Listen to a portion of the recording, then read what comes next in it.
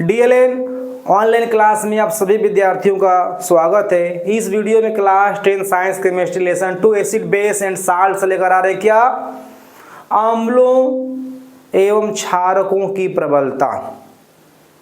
कोई भी अम्ल जो होता है जलीय विलयन में जो होता है हाइड्रोनियम, ध्यान देना है, कोई भी अम्ल जो होता है जलीय विलयन में H+ आयन देता है, जिसे हम बोलते हैं हाइड्रोजन आयन या प्रोटॉन।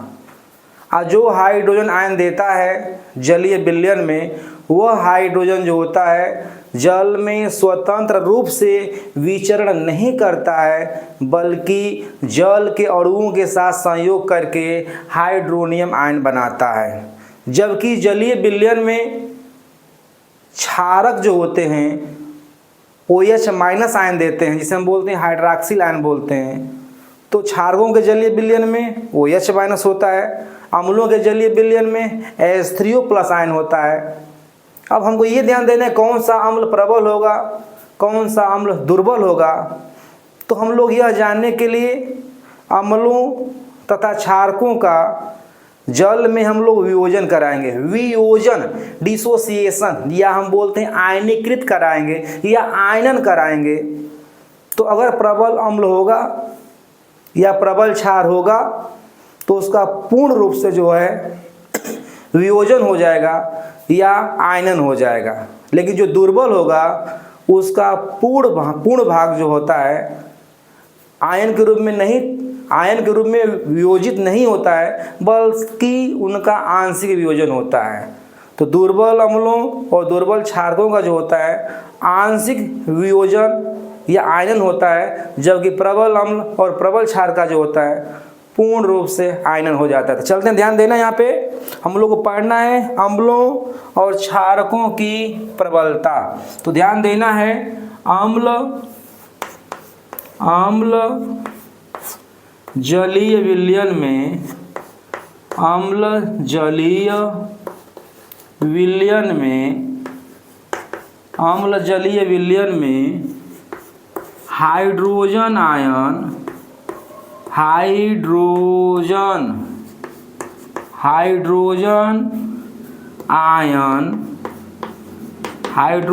जिसे हम बोलते हैं H+, हाइड्रोजन आयन देता है, हाइड्रोजन आयन देता है जो जल यानी H2O से क्रिया करके H2O से क्रिया करके हाइड्रोनियम आयन बनाता है, क्रिया करके हाइड्रोनियम आयन बनाता है, हाइड्रोनियम आयन बनाता है। ध्यान देना भैया, जबकि क्षारक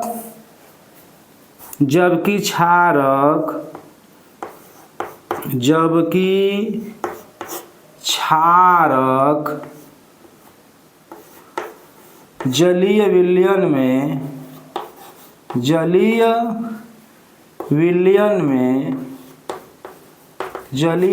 में हाइड्रॉक्सिल आयन, जलीय विलयन में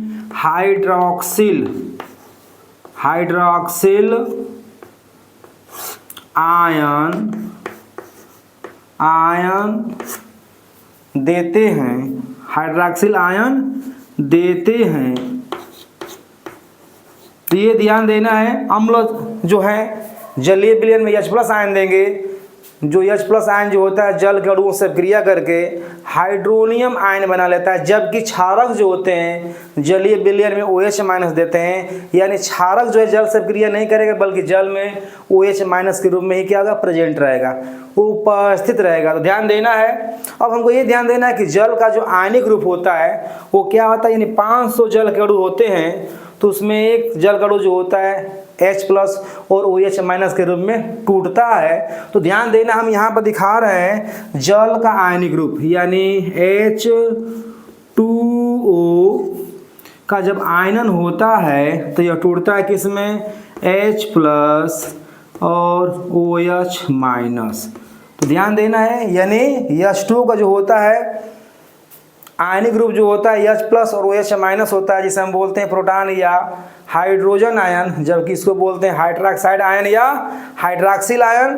तो अब ये ध्यान देना है यहाँ पे हमको कि ये जल का आयनिक रूप है। अब हमको यहाँ पर ध्यान देना है कि जल का आयनिक गुणनफल क्या होता है। जब जल को हम आयन के रूप में लिखकर गुणा के रूप में लिखेंगे तो क्या होगा, उसको बोलते हैं जल का आयनिक गुणनफल, यानी इसको हम दिखाते हैं KW। KW मतलब होता है जल का आयनिक स्थिरांक, ये जल का आयनन स्थिरांक है। KW बराबर होता है क्या, ध्यान देना है, H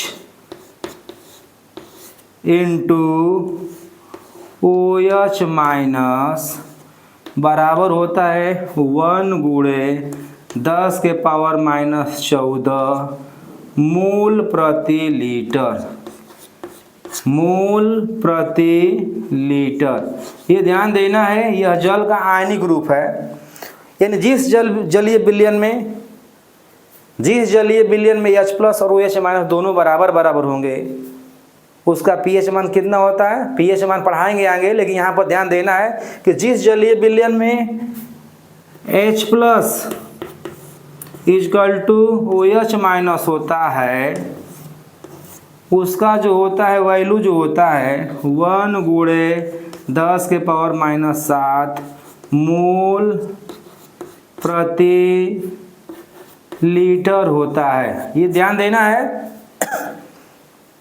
तो जिस जलीय विलयन में H+ और OH माइनस दोनों बराबर होंगे, वह जल उदासीन होगा, क्योंकि उस जलीय विलयन में, चूंकि परमाणु में हम लोग पढ़ते हैं कि परमाणु जो होते हैं उदासीन होते हैं। परमाणु उदासीन इसलिए होते हैं क्योंकि परमाणु में इलेक्ट्रॉन जिनके ऊपर ऋण आवेश होता है और प्रोटॉन जिसके ऊपर धन आवेश होता है, दोनों संख्या में बराबर होते हैं, तो परमाणु उदासीन कहलाता है। उसी प्रकार से जिस जल में H+ और OH माइनस या जिस अम्लों या क्षारकों के जलीय विलयन में H+ और OH माइनस दोनों बराबर संख्या में रहेंगे, वह विलयन निश्चित तौर से क्या होगा, उदासीन होगा।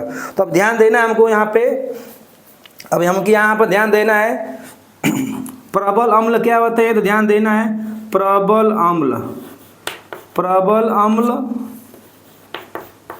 अम्ल जो होते हैं जल में पूर्ण रूप से क्या होते हैं, वियोजित हो जाते हैं या आयनीकृत हो जाते हैं। तो हम यहाँ पर कुछ प्रबल अम्लों का लिस्ट तैयार कर रहे हैं, ध्यान देना है।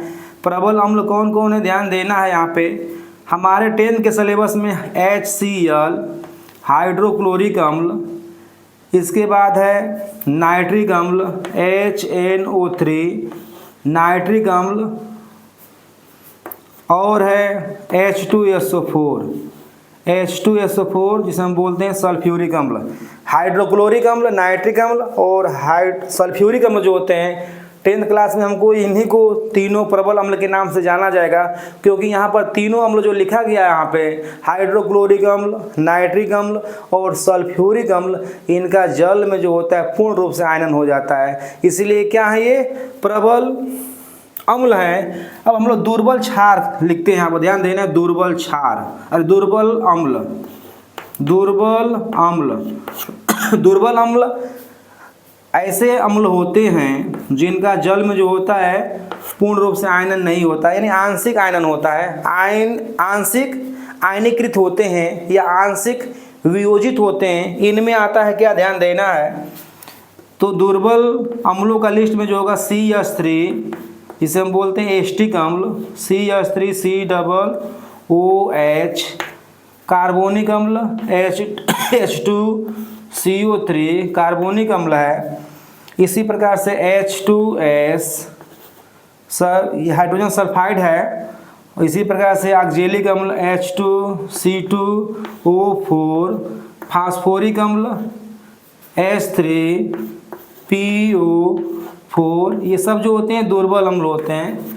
ये सब क्या होते हैं, दुर्बल अम्ल होते हैं जिनका जल में जो होता है आंशिक आयनन होता है। तो तो ध्यान देना है हम लोग को यहाँ पर प्रबल अम्ल और प्रबल क्षार, अरे प्रबल अम्ल और दुर्बल अम्ल के विषय में जाने हैं। हम प्रबल क्षारक के विषय में जानेंगे। प्रबल क्षारक ऐसे क्षारक होते हैं जिनका जल में जो होता है पूर्ण रूप से आयनन होता है, जबकि दुर्बल क्षारक ऐसे क्षारक होते हैं जिनका जल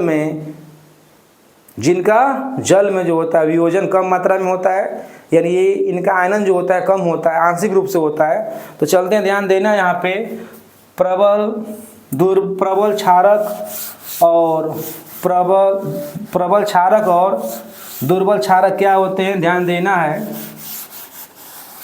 एग्जाम के लिए एमसीक्यू क्वेश्चन बन सकता है इस लेसन से। इस प्रबल अम्ल प्रबल क्षार से तुमको याद रखना है, लिस्ट को बिल्कुल दिमाग में रखना है। अब हम लोग पढ़ेंगे प्रबल क्षारक और प्रबल क्षारक और दुर्बल क्षारक क्या होते हैं, ध्यान देना है। प्रबल क्षारक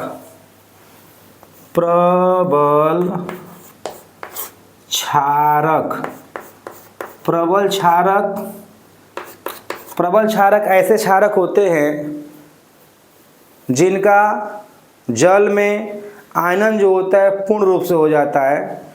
इस लिस्ट में हम लोग रखते हैं, ध्यान देना है। इस लिस्ट में रखेंगे हम लोग प्रबल क्षारक में KOH NaOH, यहाँ पर 10th के क्लास में KOH और NaOH जो है प्रबल क्षारक के रूप में आते हैं, जबकि दुर्बल क्षारक के रूप में आता है कौन, दुर्बल क्षारक। दुर्बल क्षारक में कौन कौन आएगा, ध्यान देना है। दुर्बल क्षारक के लिस्ट में आएगा कौन कौन, ध्यान देना है। तो दुर्बल क्षारक में आएगा NH4OH ammonium hydroxide, calcium hydroxide,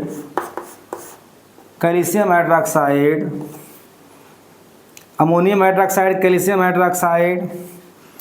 इसके बाद आ जाएगा ammonium hydroxide, calcium hydroxide, barium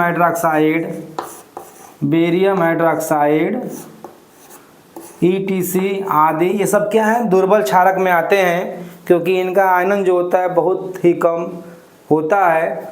तो ध्यान देना है, अगले वीडियो में लेकर आएंगे pH मान, यानी pH स्केल जो सोरेनसन साहब के द्वारा दिया गया। pH का परिभाषा क्या होता है, और किसी बिलियन का जो मापक होता है स्केल, वो pH स्केल होता है, जिसके द्वारा हम किसी बिलियन का अम्लता, क्षारीयता, उदासीनता को ज्ञात करते हैं। तो हम उम्मीद कर रहे हैं कि आपको यह वीडियो बिल्कुल पसंद आएगा और निश्चित तौर से एग्जाम में आपको बेहतर सिद्ध होगा।